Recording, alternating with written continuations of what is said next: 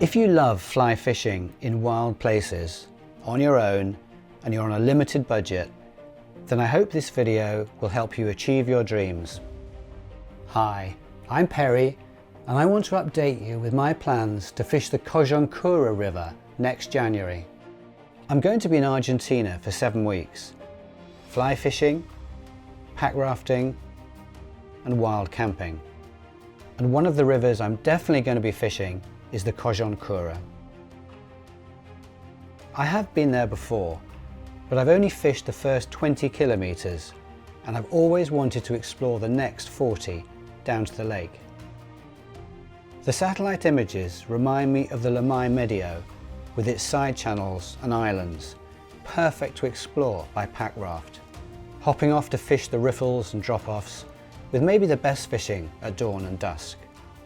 So what about logistics? Well, if you want to get fishing as soon as possible after arriving in Argentina, then this could be for you. There are several flights a day to Neuquén from Buenos Aires, and then it's a bus to the river. The last bus doesn't leave until nearly midnight, so you've time to walk to the bus station, buy tickets and pick up food for the week. It's then a 6-hour bus ride to the bridge over the Collón Curá River. There are a couple of things to bear in mind for this plan to work. First of all, you probably won't have time to change money in Neuquén.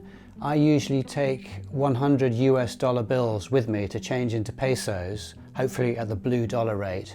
And I normally do that either on the street or in local shops. But like I said, you probably won't have time for that. The other thing is that I don't know if there's a baggage storage area at the bus station, so you may end up having to carry your backpack when you do your shopping, which is obviously not ideal. The first 10 kilometers is a gentle paddle down to the confluence with the Chimoín River. I would definitely recommend a quick stop here to fish this river, which is world famous for its fly fishing. For the next 10 kilometers, it can get quite busy with drift boats. However, most of them will be stopping at the public access area, and it's the next section that I'm really looking forward to fishing. From here to the lake lies 40 kilometers of wild river with multiple side channels and islands that look perfect for wild camping. I'm going to allow myself 6 days to float and fish the 60 kilometers from the bridge at La Rinconada to the bridge over the lake at the bottom. One thing the river is famous for is the minnow migration that takes place towards the end of the season. The trout follow them from the lake into the river, and it's a feeding frenzy from the pictures I've seen. When you get to the lake, you have a choice. Either carry on and paddle up to the bridge where there's a bus stop, or paddle across the lake to the bottom of the Calliafu River where there's very good fishing. You get these large brown trout coming up from the lake, and it's well worth doing if you can.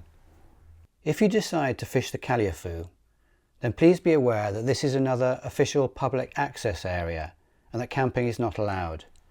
However, it's easy to find somewhere else to camp. One advantage of ending your trip this way is that you have a good chance of a lift from another angler. Last time I fished here, I got a lift all the way back to Junín de los Andes with a local fishing guide, for which I was obviously incredibly grateful.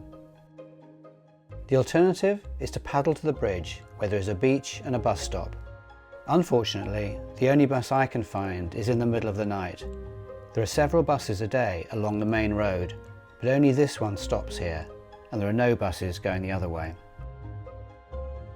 To be honest, I'm not sure this plan, this rush to the river, is going to work for me.